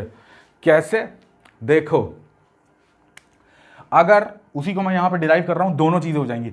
पदार्थ का कॉन्फ़िगरेशन का मतलब है कि अगर जो पदार्थ है वो दो कंडीशन हो सकती है, या तो पदार्थ सेम है या वो क्या है, डिफरेंट है, अलग अलग है। अगर कहीं पर भी सेम पदार्थ आ रहा है, ठीक है, तरंग मूव कर रही है, उसका जो मीडियम है, ये बात ध्यान रखो, ये सब कुछ चल रहा है आंतरिक तरंगों के अंदर। तो हम लोग अभी कौन सी फैमिली पढ़ रहे हैं, मैकेनिकल वेव्स, ठीक है। तो इस चीज को मत भूलना। तो मैं जब बोल रहा हूं कि मीडियम, मैं जब बोल रहा हूं with the help of particles, तो इसका ऑटोमेटिकली मतलब है कि हम लोग मैकेनिकल वेव्स की बात कर रहे हैं, इलेक्ट्रोमैग्नेटिक वेव्स की बात नहीं कर रहे हैं। तो अगर भूकंपी तरंगों की बात हो रही है तो वो मैकेनिकल वेव्स हैं, ठीक है। तो सेम और डिफर का मतलब क्या है कि वेव जहाँ पर जिस मीडियम में घूम रही है, अगर वो मीडियम में सारे जो पार्टिकल्स हैं, जो भी उसका कन्फिगरेशन है इंटरनल, वो सब कुछ सेम है, सब silica silica silica, magnesium magnesium magnesium है, तो क्या हो रहा है, अगर सेम टाइप के एलिमेंट मिल रहे हैं, सेम एलिमेंट्स हैं, सेम एलिमेंट्स मिल रहे हैं, तो जो तरंग का जो पाथ होगा वो लीनियर होगा। अगर तरंग ऐसे जा रही है, तरंग ऐसे जा रही है, तरंग ऐसे जा रही है, तरंग ऐसे जा रही है, तरंग कैसे भी जा रही है, मगर वो लीनियर एक रेखा में चलेगी। कब तक? जब तक उसको पदार्थ सेम मिलता रहेगा। अब देखिए भाई, ये एक एग्जांपल से समझते हैं इसको। ये एक बॉडी है, ठीक है, इसको हमने 3 पार्ट में डिवाइड कर दिया। यहाँ के जो एलिमेंट्स हैं उनका वो सब सेम है, वो है x, यहाँ पे y, यहाँ पे z, यानी कि ये वाला एलिमेंट और ये वाला एलिमेंट क्या है, तीनों डिफरेंट है, बट इतने एरिया में सारे में क्या मिलता है, x मिलता है। तो अभी कोई वेव है, वो अगर x में एंटर कर रही है, x में एंटर कर रही है, तो x में एंटर करते ही वो क्या करेगी, वो लीनियर मोशन में मूव करेगी, लीनियर पाथ, सीधा मार्ग लेगी। यहां पर लीनियर का मतलब है सीधा मार्ग, ठीक है, सीधा मार्ग लेगी। बट जैसे ही वो y में एंटर करेगी, इस बाउंड्री के बाद जैसे ही वो y में जाएगी, y में देखेगी क्या कि यहां जो पदार्थ था वो यहां चेंज हो गया, तो ये कुछ ना कुछ अपना डेविएशन हो जाएगा इसके मार्ग में, या तो ये ऐसे हो जाएगी या ये ऐसे चली जाएगी, और ये कुछ ना कुछ डेविएट कर जाएगी। तो ये किसी भी दिशा में डेविएट कर जाएगी। अब जब ये डेविएट कर जाएगी, तो अब ये पूरे y तक वो, अब मान लीजिए अगर ये इस दिशा में मूव करी है, इस दिशा में इसने चेंज कर दिया अपना मार्ग, तो ये इसी दिशा में तब तक चलती रहेगी जब तक इसको y मिलता रहेगा, और जैसे ही ये z में प्रवेश करेगी, ये फिर अपना मार्ग डेविएट कर देगी। अब वो मार्ग कुछ भी हो सकता है, और जब तक z चलता रहेगा उसका पर्टिकुलर वही मार्ग फॉलो होगा। आई होप आप ये चीज समझ पा रहे हो, थोड़ा सा इसको इमेजिन करके सोचिए, ठीक है। तो जो तरंग का मार्ग होता है वो कैसे डिसाइड होता है, वो डिसाइड होता है सब्सटेंस से, ठीक है। अगर पृथ्वी के अंदर सब कुछ सेम है, सारे मटेरियल सेम है, तब तो तरंग, तुम एक पृथ्वी के सरफेस से जो भी तरंग छोड़ोगे और पृथ्वी के अंदर वो जाएगी, तो एकदम लीनियरली मोशन होगा उसमें, एकदम सीधा, या वो ऐसा ऐसा सीधा, ये सीधा, ऐसा सीधा, ये मोशन होगा। सीधे का मतलब एकदम 90 डिग्री से कहने का मतलब नहीं है, सीधे का मतलब है एक लाइन में चलेगी, उसमें कोई कर्व नहीं होगा। और यदि ऐसा नहीं है, कैसा, यदि वो डिफरेंस क्या, एलिमेंट में डिफरेंट एलिमेंट हैं, तो उसका जो मार्ग होगा वो कैसा हो जाएगा, वक्राकार। वक्राकार का मतलब है कर्व्ड। उसका मार्ग, वो जो मार्ग है वो ऐसा नहीं हो के ऐसा ऐसा कर्व हो जाएगा, ऐसा नहीं हो के ऐसा ऐसा कर्व, ये ऐसा ऐसा घूम जाएगी, ये ऐसे ऐसे घूम जाएगी, ऐसे ऐसे, ये ऐसे ऐसे कहीं ना कहीं टिल्ट जरूर हो जाएगी, एक तरफ झुक जाएगी, उसका मार्ग सीधा नहीं रहेगा, अब उसका मार्ग ऐसा वक्राकार हो जाएगा, या ऐसा वक्राकार हो जाएगा। और आई होप एनसीईआरटी में आपने ऐसे बहुत सारे डायग्राम देखे होंगे, जो पी और वेव्स का एक आपने देखा होगा डायग्राम, जिसके बारे में भी हम लोग बहुत अच्छे से डिस्कस करेंगे। तो आपको ये समझ में आ जाना चाहिए कि उसमें ऐसा क्यों लाइन बनी है, सीधे लाइन क्यों नहीं बनी है। तो सीधे लाइन ना बनने का रीजन ये है कि पृथ्वी के अंदर की जो संरचना है वो एक टाइप की नहीं है, वो डिफरेंट टाइप की संरचना बनी हुई है। तो जब डिफरेंट टाइप की संरचना है, तो ऑब्वियसली जो तरंग का मार्ग होगा वो एक सीधा ना होके क्या हो जाएगा, डिफरेंट हो जाएगा, वक्राकार मार्ग में कन्वर्ट हो जाएगा। तो आई होप ये कॉन्सेप्ट आपको समझ में आएगा। दोनों मोस्ट इंपॉर्टेंट चीजें एक बार मैं आपको फिर से बता देता हूं कि तरंग की गति का सीधा संबंध होता है घनत्व से, पदार्थ के घनत्व से। तरंग की गति का सीधा संबंध होता है पदार्थ के घनत्व से। अगर पदार्थ का घनत्व बहुत ज्यादा है, उसके कण पास पास हैं, तो गति जो होगी तरंग की बहुत तेज होगी। अगर पदार्थ के कण दूर दूर हैं तो गति कैसी होगी, धीरे होगी। तो ये पहला मोस्ट इंपॉर्टेंट कॉन्सेप्ट था। दूसरा मोस्ट इंपॉर्टेंट कॉन्सेप्ट था कि जो तरंग का मार्ग होता है वो क्या होता है, वो सीधा संबंध होता है इंटरनल कॉन्फ़िगरेशन ऑफ सब्सटेंस से। मतलब कि अगर अंदर के सारे एलिमेंट सेम हैं तो तरंग का मार्ग एक सीधी रेखा में होगा। ये दोनों पॉइंट याद रखिएगा। अगर तरंग का पदार्थ के एलिमेंट जो हैं वो सब सेम है तो तरंग का जो मार्ग होगा वो सीधा मार्ग होगा, लीनियर मोशन होगा। अगर तरंग पदार्थ के अंदर के सारे एलिमेंट्स डिफरेंट हैं तो उसका जो मार्ग होगा वो कैसा होगा, वक्राकार होगा या कर्व्ड मार्ग होगा, नहीं कर्व्ड पाथ होगा। ठीक है, तो इस चीज को याद रखिएगा। तो आई होप आपको ये चीज समझ में आई होगी। तो ये बेसिक कॉन्सेप्ट था जिसको हमें पढ़ना होगा। तो अभी तक हम लोगों ने देख लिया जो भूकंपी तरंगे थी उनकी क्या क्या प्रॉपर्टीज थी, कैसे कैसे वो कहाँ कौन से मीडियम में वो फ्लो करती हैं। दूसरा हम लोगों ने जान लिया कि दो जो कॉन्सेप्ट थे तरंगों के बारे में वो हमने पढ़ लिए। ठीक है, अब हम लोग देखते हैं इन भूकंपी तरंगों से पृथ्वी की आंतरिक संरचना का कैसे पता चलता है। ठीक है, तो इसको देखिएगा थोड़ा सा डायग्राम फॉर्म में। तब तक मैं डायग्राम ड्रॉ कर रहा हूँ, आप अपना जो है ये रिवाइज कर लीजिए जो कॉन्सेप्ट मैंने आपको बताया है, ठीक है।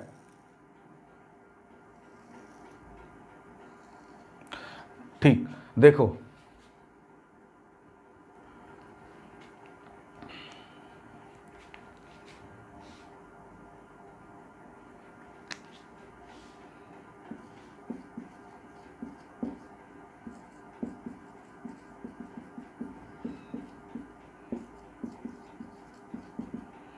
देखिए ये क्या है कि हमको पता है कि ये हम लोग पढ़ते आ रहे हैं, पहले के एनसीईआरटी में भी छोटे क्लास की लिखा होगा कि पृथ्वी को पूरे 3 पार्ट में टोटल डिवाइड करा गया है, क्रस्ट, मेंटल और कोर, ठीक है। एक जोग्राफर थे एडवर्ड स्विस नाम से, तो उन्होंने ये भी चीज़ इसमें आइडेंटिफाई करी थी, जो क्रस्ट है वो किससे बना है हमारा, वो बना है किससे, सियाल से। जो मेंटल है वो किससे बना है, वो बना है हमारा सीमा से। और जो कोर है वो किससे बना है, वो बना है हमारा नीफे से।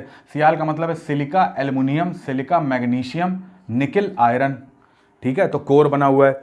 अब देखिए ध्यान से, कोर को भी हम लोग 2 पार्ट में यहाँ डिवाइड कर देते हैं। कोर का भी जो पार्टीशन कर देते हैं तो ये हमारा क्या हो जाता है, पहला वाला क्या हो जाता है हमारा, ये हो जाता है हमारा आउटर कोर और ये हो जाता है हमारा इनर कोर, ठीक है। ये हमारा आउटर कोर हो जाता है और ये क्या हो जाता है, इनर कोर। तो अब देखिए ध्यान से क्या होता है कि अब पीएस जो तरंग हैं, जो पीएस वेव हैं, सीस्मिक वेव्स, उनका यूज़ करके हम लोग इंटरनल जो स्ट्रक्चर है वो आइडेंटिफाई कर लेते हैं, प्रूव कर लेते हैं। देखो हम लोगों ने 3 अध्ययन करे थे, स्टडी करी थी, घनत्व पे, ताप पे और दाब पे, डेंसिटी, टेम्परेचर और प्रेशर पे। देखो जो डेंसिटी पे आधारित अध्ययन था, स्टडी बेस्ड ऑन डेंसिटी था, वो बताता था कि जैसे जैसे हम डेप्थ में जाएंगे तो डेंसिटी बढ़ रही है। इसको बताने के पीछे एक उन्होंने इस पॉइंट का भी सहारा लिया था कि जो क्रस्ट है, ये जो क्रस्ट है पृथ्वी का, इसकी जो डेंसिटी है वो 3.5 ग्राम प्रति सेंटीमीटर क्यूब। एकदम एग्जैक्ट नंबर पे मत जाओ, मगर जो बताने की कोशिश कर रहा हूँ वो समझो कि 3.5 ग्राम पर सेंटीमीटर क्यूब जो है वो डेंसिटी किसकी है, क्रस्ट की। बट पूरे पृथ्वी की ऑन एन एवरेज डेंसिटी जो है वो समथिंग 5.5 ग्राम प्रति सेंटीमीटर क्यूब है। तो मेरे को बताओ कि एक व्यक्ति के इतने नंबर और पूरे अर्थ में उसके एवरेज नंबर इतने हैं। अभी मैं तुम ऐसे समझो कि एक क्लास है, उसमें एक बंदा है, उसके 30 नंबर आए हैं और पूरी क्लास के अगर 20 बच्चे हैं और उसमें एवरेज नंबर निकाला जा रहा है तो एवरेज नंबर आ रहा है 50 और मिनिमम हम एक बंदे के नंबर हमने तो 20 बताए हैं, तो ऑब्वियसली कि आप आगे आने वाले जो नंबर होंगे वो ज़्यादा हो सकते हैं, क्योंकि हमें एवरेज अगर 50 पहुंचाना है तो ऑब्वियसली आगे वाले नंबर 80-90 के आसपास होने चाहिए, तभी एवरेज निकल के आएगा कितना, 50 का। तो अगर क्रस्ट का जो घनत्व है वो 3.5 है और पूरी पृथ्वी का घनत्व जो है वो 5.5 है, तो इसका मतलब कि अब आने वाली परतों का, जो आगे आने वाली परतें हैं, उनका घनत्व इससे तो ज़्यादा ही होगा और बहुत ज़्यादा होगा, ताकि एवरेज, ऑन एन एवरेज कितना निकले, 5.5 निकले, ठीक है। तो इससे भी ये प्रूव होता है कि अंदर का जो घनत्व है वो क्रस्ट के घनत्व से डेफिनेटली ज़्यादा है, ठीक है। अब ये चीज़ें प्रूव कैसे होंगी, ये चीज़ें प्रूव होंगी सीस्मिक वेव्स से।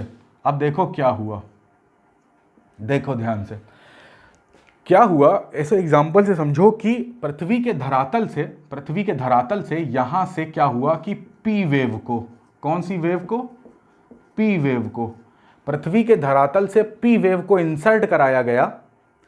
जब धरातल से पी वेव को इसमें इंसर्ट कराया गया तो क्या देखा गया कि जो ये पी वेव है, ये पी वेव एक निश्चित वेलोसिटी से सरफेस से एंटर करके क्रस्ट में एंटर करती हैं। तो इसकी यहां पर कुछ वेलोसिटी है और इसकी वेलोसिटी क्या हो रहा है, ये देखा जा रहा है कि इसकी जो वेलोसिटी है वो धीरे धीरे क्या हो रही है, इंक्रीज हो रही है। जैसे जैसे वो क्रस्ट के अंदर आती जा रही है तो पी की वेलोसिटी इंक्रीज हो रही है। पी ऐसा ऊपर का एरो बनाया तो इसका मतलब समझ जाइएगा कि पी की वेलोसिटी जो है वो लगातार बढ़ती जा रही है जैसे जैसे वो डेप्थ कवर करती जा रही है। एक पोजीशन ऐसी आई कि देखा गया कि क्रस्ट में और क्रस्ट के पास और मेंटल के पास यहां पर एक जगह थी, इसको आप नाम ले लीजिए, यहां पर लिख दे रहा हूं मैं, इसको नाम ले लीजिए अपर मेंटल। अब ये मेंटल का ऊपरी पार्ट है तो इसको हमने अपर मेंटल नाम ले दिया। जैसे ही पी वेव यहाँ एंटर करती है, पी की वेलोसिटी में सडनली क्या हो जाता है अपर मेंटल में, यहाँ मैं बड़ा करके लिख दे रहा हूँ, जो पी की वेलोसिटी है वो सडन डाउन हो जाती है, डाउन हो रही है वेलोसिटी। अब देखो ध्यान से, मैंने तुम्हें पहले ही बता चुका हूँ कि यार पी की वेलोसिटी सबसे ज़्यादा किस में होती है, सबसे ज़्यादा होती है सॉलिड में, और फिर किस में होती है, फिर सबसे ज़्यादा होती है सॉलिड में, फिर होती है लिक्विड में, और फिर किस में होती है, फिर गैस में। तो यहाँ से देखा जा रहा है अगर वेलोसिटी कम हो रही है तो हमें नहीं पता कि वहाँ लिक्विड है कि गैस है क्या है, बट हमें ये पता चल गया कि इतनी दूरी के बाद कुछ पोर्शन अपर मेंटल पे ऐसा आता है जो पूरी तरीके से सॉलिड नहीं है। पूरी तरीके से सॉलिड का मतलब है जो क्रस्ट के कंपैरिजन में लेस डेंस है। अपर मेंटल कैसा है, लेस डेंस है, किसके कंपैरिजन में, क्रस्ट के कंपैरिजन में। क्यों, क्योंकि यहां पर पी की वेलोसिटी क्या हो रही है, पी की वेलोसिटी स्लो हो रही है। जैसे ही इस लिमिट को क्रॉस करा गया, ये जो मैंने डैश लाइन बनाई है ब्लू कलर से, आपको शायद कलर दिख रहा हो तो इसको समझिएगा कि ये जो डैश लाइंस हैं, इनको जैसे ही पी वेव क्रॉस करती है, अचानक से पी वेव की वेलोसिटी फिर से बढ़ जाती है। जैसे ही इस पोर्शन में आएंगे पी की वेलोसिटी तेज हो रही है, तो इसका यह मतलब निकाला गया कि अपर मेंटल को क्रॉस करने के बाद, अपर मेंटल को क्रॉस करने के बाद, ये मैं जैसा मैं लिखते जा रहा हूं ना, आप ना साथ में लिखते जाओ ये सब चीजें, क्योंकि देखो मैं जो इसमें क्या है कि कोई थ्योरी नहीं है, इसमें केवल ऐसे ही कॉन्सेप्ट चलेगा। और कॉन्सेप्ट में क्या है कि ये चीजें ऐसे फ्लोचार्ट के फॉर्म में लिख लोगे तो किताब की भाषा जो है वो पढ़नी नहीं पड़ेगी। तो मैं तुमसे कह रहा हूं कि P को हमने सरफेस से एंटर कराया था, तो P जब क्रस्ट में आई थी तो P की वेलोसिटी बहुत तेज थी। P एक निश्चित velocity, for example x km/h की रफ्तार से एंटर कर गई। अब जब वो एंटर कर गई तो अब देखिए ध्यान से, अब क्या हुआ कि P जो है क्रस्ट की लिमिट को जैसे ही उसने क्रॉस करा, और अपर मेंटल के केस में इस पूरे एरिया में जो P की वेलोसिटी थी वो क्या हो गई, स्लो हो गई। इससे हमने ये अनुमान लगाया कि या तो अपर मेंटल लिक्विड में होगा या वो गैस में होगा, हमें नहीं पता है, मगर हमें ये निश्चित तौर पे पता है कि भाई जो ये अपर मेंटल का जो एरिया है, क्रस्ट से लेकर, क्रस्ट की लिमिट से लेकर और अपर मेंटल तक का जो ये एरिया है, इसमें इतना तो तय है कि वो उसकी जो डेंसिटी, उसका जो घनत्व है वो ऊपर वाले क्रस्ट से तो कम है। अब जैसे ही अपर मेंटल की लिमिट को क्रॉस होती है, अपर मेंटल की लिमिट जो है वो क्रॉस होती है, उसके बाद P की वेलोसिटी में अचानक से एक ड्रास्टिक चेंज आता है और वो फिर से बढ़ना स्टार्ट हो जाती है। अब वो इतनी ज़्यादा बढ़ी होती है कि वो क्रस्ट की वेलोसिटी से भी तेज़ होती है। यहाँ पर जो P की वेलोसिटी है, ये जो क्रस्ट की जो गति थी उससे गति से तेज़ है। तो इससे ये डेफिनेटली पता चल गया कि जो मेंटल की जो डेंसिटी है वो ऑब्वियसली क्रस्ट से ज़्यादा है। ये किसके टर्म्स में, ये डेंसिटी के टर्म्स में। अब ये बाद में ये प्रूफ भी करा गया कि जैसे अगर क्रस्ट की बात करें तो क्रस्ट की मैंने यहाँ पे डेंसिटी लिख दी थी 2 से 3 ग्राम, और वही मेंटल की जो डेंसिटी होती है वो 4 से 5 ग्राम प्रति सेंटीमीटर क्यूब होती है। तो इससे ये पता चलता है कि जो मेंटल की डेंसिटी है वो ज़्यादा हाई है। देखो हमने बताया था कि जो गति होती है उसका सीधा संबंध होता है घनत्व से। मैंने ये पहला ही इंपॉर्टेंट रूल बता दिया था। तो गति जो है वो डिपेंड करेगी घनत्व पे। कण पास होंगे तो गति तेज होगी। जैसे ही अपर मेंटल को क्रॉस करेंगे तो मेंटल में आते ही इसके कण और ज्यादा पास हैं। किसके कंपैरिजन में, क्रस्ट के कंपैरिजन में। तो जो क्रस्ट में अगर 100 किलोमीटर पर आवर थी तो यहां पर 120 हो गई, क्योंकि इसका घनत्व बहुत तेज है, और घनत्व तेज है तो स्पीड क्या है, तेज है। अब जैसे ही मेंटल को क्रॉस करेगी, यहां पे देखो, यहां पे P की वेलोसिटी तेज है, ठीक है, यहां पे P की वेलोसिटी, मैं सबको सर्किल मार्क कर दे रहा हूं जहां पर आपको P की वेलोसिटी दिखे। जैसे ही वो मेंटल को क्रॉस करती है, यहां मैं लिख रहा हूं कि आफ्टर मेंटल वो कहां पर जाएगी,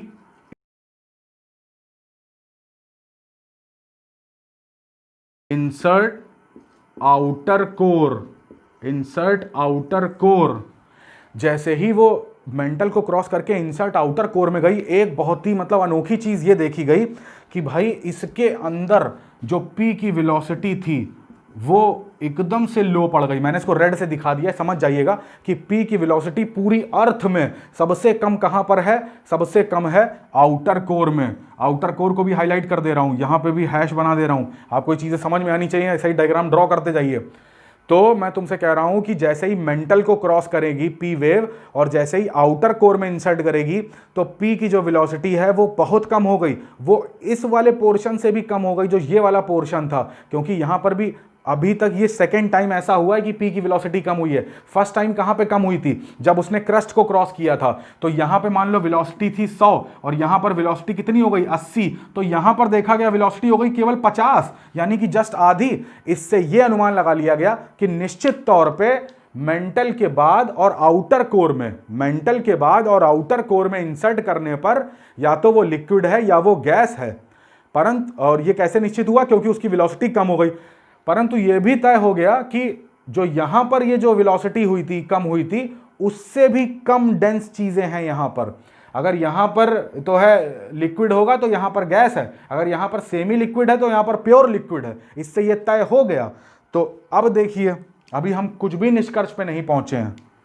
अब जैसे ही आउटर कोर की लिमिट क्रॉस होती है और ये इनर कोर में जाती है, देखिए आउटर कोर के बाद क्या हुआ, पी की वेलोसिटी सबसे कम हो गई, ठीक है। अब ये इनर कोर में जब जा रही है, इनर कोर में जाने पर क्या हो रहा है, पी की वेलोसिटी फिर से इंक्रीज हो रही है। अब मैं इसको फिर से हाईलाइट कर रहा हूं, ध्यान से देखिएगा, पी की वेलोसिटी फिर से इंक्रीज हो रही है और पी की वेलोसिटी यहां पर पूरी अर्थ में सबसे क्या है, मैक्सिमम पूरी अर्थ में। यानी कि स्टार्टिंग थी यहां पर 100, यहां पर थी 120, यहां पर सीधे 200 किलोमीटर पर आवर। ये मैं एग्जांपल से आपको समझा रहा हूं, लिख मत देना पेपर में, ठीक है। तो P की वेलोसिटी यहां पर सबसे ज्यादा है, कहां पर, इनर कोर में। इनर कोर में मैक्सिमम वेलोसिटी है P वेव की, यहां पे मैक्सिमम वेलोसिटी है। इसका मतलब बाहर से बैठे बैठे हम ये पता लगा पा रहे हैं कि भाई इनर कोर जो है वो सबसे ज्यादा डेंस है। और आपको जान के ये आश्चर्य होगा कि जो यहां पर ये 2-3 है, जो यहां पर ये 4-5 घनत्व है ग्राम प्रति सेंटीमीटर क्यूब, ये इनर कोर का घनत्व हो जाता है 17 ग्राम प्रति सेंटीमीटर क्यूब। तो कितना बड़ा ड्रास्टिक चेंज है। यहां पे 5 होगा और 5 से सीधे आउटर कोर के घनत्व की बात करें तो ये 12 के आसपास होता है, और जबकि इनर कोर के घनत्व की बात करें तो ये 17 के आसपास होता है। तो ये चीजें याद रखिएगा। तो बहुत बड़ा ड्रास्टिक चेंज आ रहा है घनत्व में, इसीलिए ड्रास्टिक चेंज आ रहा है उसकी वेलोसिटी में। तो पी की वेलोसिटी सबसे मैक्सिमम है इनर कोर में, इनर कोर में वेलोसिटी मैक्सिमम है, तो यहाँ के एलिमेंट जो हैं वो बहुत पास पास हैं। आई होप आपको ये कॉन्सेप्ट समझ में आया होगा। अगर ये सारी चीज़ें समझ में आ रही हैं, एक बार मैं इसको फिर से दोहरा देता हूँ कि क्रस्ट में पी की वेलोसिटी थी कुछ बहुत तेज़, तो इसका मतलब ये था कि पी, अब ये क्या है, सॉलिड लिक्विड गैस हमको नहीं पता, ये हम आगे चल के पता करेंगे। जैसे ही क्रस्ट को क्रॉस करती है, अपर मेंटल में आती है, पी की वेलोसिटी डाउन हो जाती है। तो इसका मतलब क्या हुआ कि भले ही ये सॉलिड लिक्विड गैस कुछ भी हो, मगर इसकी डेंसिटी तो क्रस्ट से कम है, ये तो तय हो गया। अब जैसे ही अपर मेंटल की लिमिट को क्रॉस करती है, ये डैश लाइन को क्रॉस करती है, पी की वेलोसिटी में बहुत ज़्यादा चेंज आया, इतना ज़्यादा चेंज आया, इतनी ज़्यादा इंक्रीज हो गई, क्रस्ट में जो पी की वेलोसिटी थी उससे ज़्यादा इंक्रीज हो गई। तो इससे यह पता चल गया कि क्रस्ट से ज़्यादा डेंसर एलिमेंट्स हैं कहाँ पर, मेंटल में, लोअर मेंटल में। लोअर मेंटल से जैसे ही हम आउटर कोर में आए, पी की वेलोसिटी सबसे ज़्यादा डाउन हो गई, पहले वाले से डिक्रीजिंग से भी ज़्यादा डाउन हो गई। इसका मतलब ये तय हुआ या तो यहाँ पर सॉलिड लिक्विड गैस जो भी होगा, मगर ये पृथ्वी का सबसे कम डेंस पोर्शन है। ये भी याद रखिएगा, पृथ्वी का जो सबसे कम डेंस पोर्शन वो कौन सा, वो यहाँ पर, ये जहाँ की वेलोसिटी क्या हो गई, बहुत कम हो गई। अब बहुत कम हो गई तो या तो यहाँ सॉलिड होगा, लिक्विड होगा या गैस होगा। आगे बढ़े तो पी की वेलोसिटी मैक्सिमम फाउंड हो गई, तो यहाँ पता चला इनर कोर जो है वो पूरी पृथ्वी का सबसे मैक्सिमम डेंसिटी का पार्टिकल है, सबसे मैक्सिमम डेंसिटी का मैटर है। तो ये चीज़ें हमको क्या दी गई हैं, ये चीज़ें कहाँ से डिराइव होकर आई हैं, पी वेव से। अब अगर पी वेव का कॉन्सेप्ट आपको समझ में आ रहा है तो इसी के साथ साथ हम लोग एस वेव का कॉन्सेप्ट भी पढ़ लेते हैं। तो अब देखिए ध्यान से यहाँ पर कि एस वेव किस तरीके से अपना काम करेगी और हमें क्या क्या चीज़ें एस वेव के बारे में पता चल जाएंगी यहाँ से।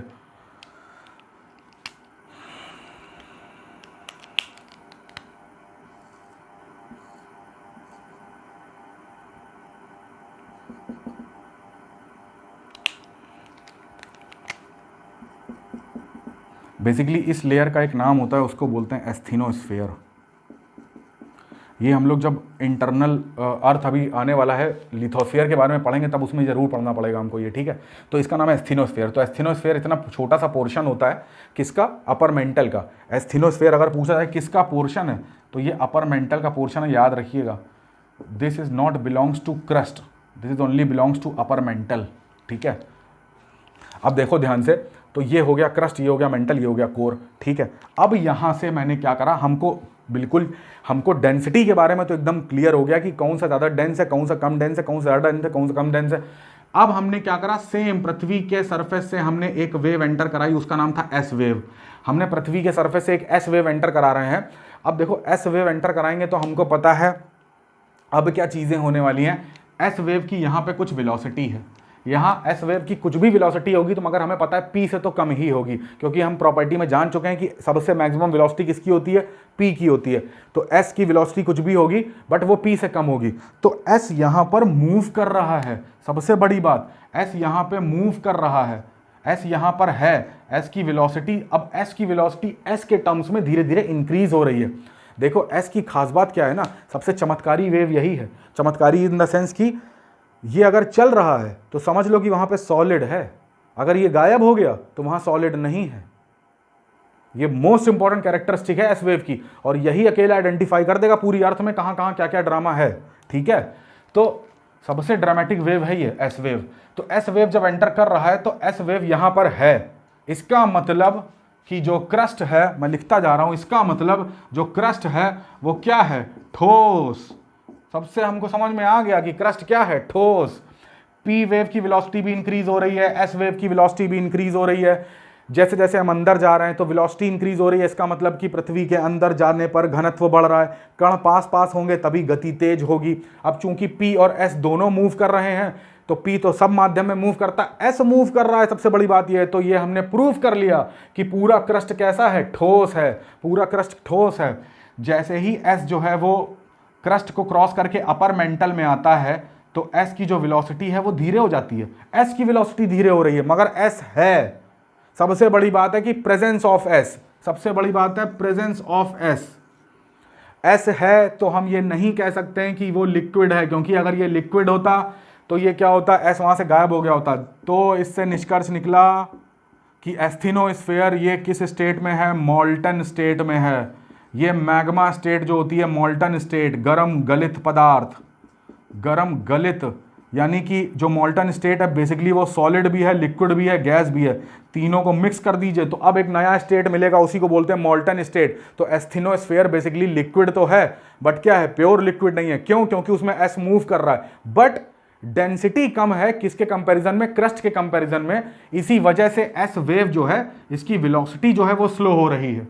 अब जैसे ही अपर मेंटल को क्रॉस करेंगे देखा गया एस की वेलोसिटी फिर से इंक्रीज करने लग गई, देखा गया कि एस की वेलोसिटी फिर से इंक्रीज करने लग गई। मतलब कि एस्थेनोस्फीयर के बाद, अपर मेंटल के बाद जो घनत्व है वो बढ़ता जा रहा है। अब इसकी वेलोसिटी यहां की वेलोसिटी से भी तेज थी, जो क्रस्ट में एस था उसकी वेलोसिटी से तेज थी। अब चूंकि एस है तो एस होना ही अपने आप में है कि मेंटल भी क्या है, ठोस। एस होने का मतलब ही है कि मेंटल क्या है, ठोस। एस होने का मतलब है कि क्रस्ट क्या है, ठोस। जैसे ही मेंटल को क्रॉस करके आउटर कोर, ये जो आउटर कोर है हमारा, आउटर कोर में देखा गया कि जो एस था वो गायब। ये गायब का मतलब है नो एस वेव, एस गायब हो गया। अब यहां पर सब एकदम आश्चर्य में आ गए जोग्राफर्स कि भाई ये कैसे हो गया। और यहीं पर फिर जोग्राफर्स ने अपनी डायरी खोली जहां पर उन्होंने वो पॉइंट नोट किया था कि भाई जब हमने पी वेव इंसर्ट कराई थी तो पी वेव स्टार बनाया था मैंने, पी वेव की वेलोसिटी पूरी अर्थ में सबसे कम यहां थी। तो पी वेव तो तीनों माध्यम में गति करता है, तो भैया हो सकता है ये सॉलिड भी हो, लिक्विड भी हो, गैस भी हो। परंतु देखा गया ये जो था रीजन यहाँ पर एस है ही नहीं। जब एस नहीं है तो ये पता चल गया कि पी वेव तो तीनों में है, तो एस नहीं है तो इसका मतलब ये सॉलिड नहीं है। ये कैसा है, ये है लिक्विड। कौन लिक्विड है? Outer core. आउटर कोर जो है हमारा वो कौन सी स्टेट में है? वो लिक्विड स्टेट में है। क्यों है? क्योंकि यहां पर S की कोई प्रेजेंस नहीं रहती है, S यहां पर एब्सेंट हो गया, अनुपस्थित है। अब S वेव केवल ठोस में चलता है, द्रव में नहीं चलता, और वो हमको आउटर कोर में नहीं मिला। P की वेलोसिटी बहुत कम मिली। दोनों का कंबाइंड निष्कर्ष निकला P की वेलोसिटी मिनिमम प्लस S जो है वो क्या है? एब्सेंट। तो ये पूरा कॉन्सेप्ट जो था ये हमें श्योरली एक कंक्लूजन पे पहुंचाता है कि जो हमारा आउटर कोर है this is in liquid state. Most important derivation of geography. समझ में आया? तो हम लोगों ने देख लिया कि एस अब यहाँ पे नहीं है, तो इस डेरिवेशन से हमको ये पता चल गया कि आउटर कोर जो है वो कैसा है? लिक्विड स्टेट में है। तो अब एस यहीं पर नहीं आया, तो अब यहीं से विलुप्त हो गया, तो अब इनर कोर में आने की कोई वजह नहीं बनती। तो अब इनर कोर में सबसे ज़्यादा मैक्सिमम क्या है? पी की वेलोसिटी सबसे तेज़ है। तो इनर कोर कैसा हुआ? किस फॉर्म में है? इंटेंस सॉलिड फॉर्म में, बहुत ज़्यादा डेंस सॉलिड फॉर्म में है। तो ये इस तरीके से पी और एस जो हमारी सीस्मिक वेव्स थी, जो हमारी भूकंपी तरंगें थी, उसके इस तरीके के मतलब इस तरीके से हमने फाइंड आउट कर लिया कि कैसे हमारा इंटरनल स्ट्रक्चर ऑफ अर्थ है। अर्थ के अंदर का जो भी स्ट्रक्चर है वो कैसे, कहाँ पर सॉलिड है, कहाँ पर लिक्विड है, फिर लिक्विड कहाँ पर, फिर सॉलिड है, कहाँ की डेंसिटी सबसे मैक्सिमम है, कहाँ पर डेंसिटी लो है। तो ये सारी चीज़ें हमें दो वेव्स की हेल्प से और दोनों वेव्स की कंबाइंड हेल्प से पता चलती हैं, पी और एस वेव की हेल्प से। तो आई होप आपको ये चीज़ समझ में आई होगी।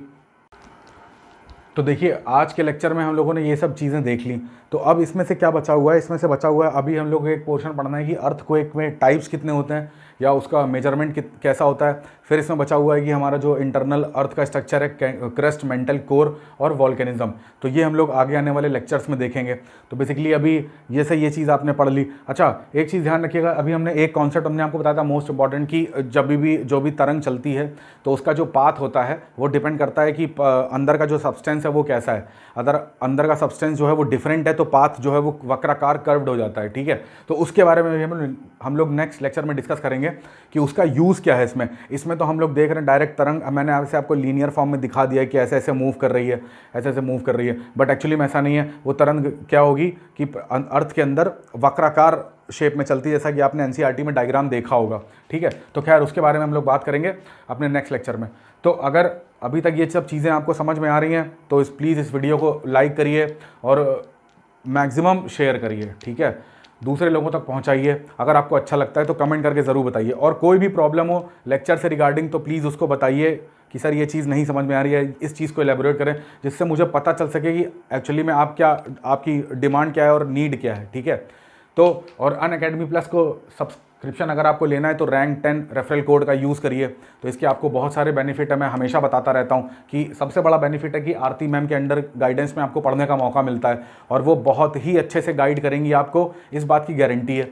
ठीक है, खैर तो आप ये सब चीज़ें देखिएगा, और अगर आपने पहले वीडियोस नहीं देखे हैं तो वो रैंक सिक्योर आईएएस के यूट्यूब चैनल पर जाइए और वहाँ की प्लेलिस्ट में ज्योग्राफी में पढ़े हुए हैं।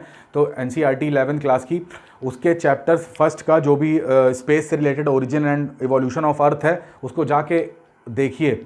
ठीक है, तो उससे आपके और भी कॉन्सेप्ट मजबूत होंगे। और प्लस अगर इसके पहले का लेक्चर आपका छूट गया हो, जो हमने पहला वीडियो इसका दिया था, तो उसको भी ज़रूर देखिएगा। चलिए, थैंक यू और स्टे सेफ।